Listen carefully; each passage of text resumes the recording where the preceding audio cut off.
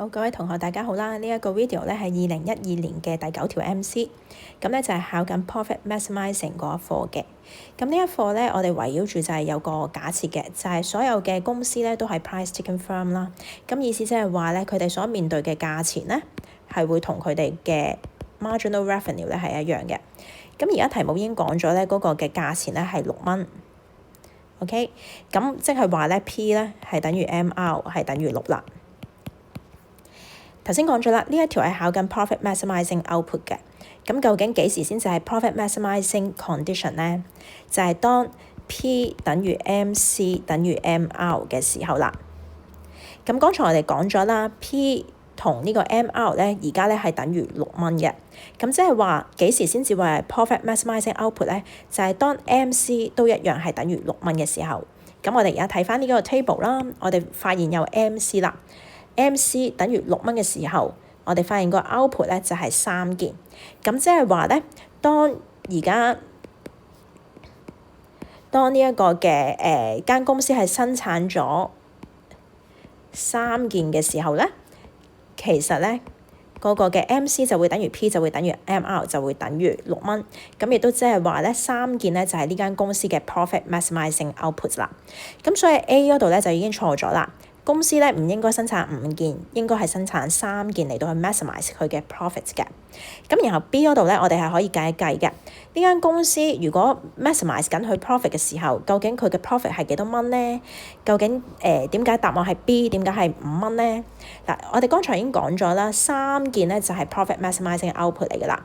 咁當如果間公司係生產緊3件嘅時候，佢嘅 profit 究竟係幾多咧？Profit 咧就係用 total revenue 減翻呢一個嘅 total cost 去計出嚟嘅。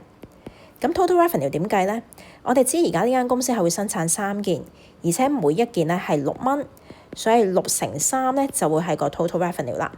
然後我哋就減翻個 total cost。total cost 係幾多啊？我哋用翻呢一個嘅 average variable cost 乘翻 output。average variable cost 4蚊。乘翻 output 係3件，咁得出嘅咧就係 total variable cost。咁而 total variable cost 加翻 total fixed cost 1蚊之後咧，得出嘅咧就會係 total cost 啦。咁所以咧成個 total cost 嘅式咧，我哋就會係用4乘3加1咧係去計出嚟嘅。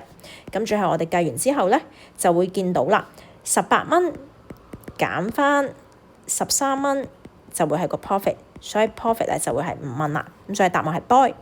好啦 ，C 點解唔啱咧 ？Average variable cost is 5蚊。當間 firm 咧係 maximize profit 嘅時候，咁就好明顯見到唔係5蚊啦，應該係4蚊先至啱啦。好啦 ，dot 亦都唔啱喎。Minimum total cost of the firm is 5蚊。嗱，其實咧 minimum total cost of the firm 咧就唔係5蚊喎。點解咁講咧 ？OK， 因為當我哋去睇翻啦，其實呢間公司如果只係舉例，如果只係生產2件嘅話 ，OK， 咁佢嗰個嘅average variable cost 咧就會係3蚊乘翻總共2件，即係話個 total variable cost 就會係3乘2，即係總共係6蚊。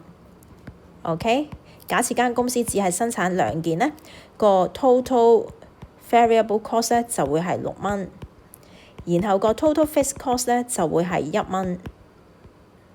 咁即係話假設如果咧呢間公司佢至少都生產2件嘅話咧，你會發覺其實佢計出嚟個 total cost 咧係會等於7蚊。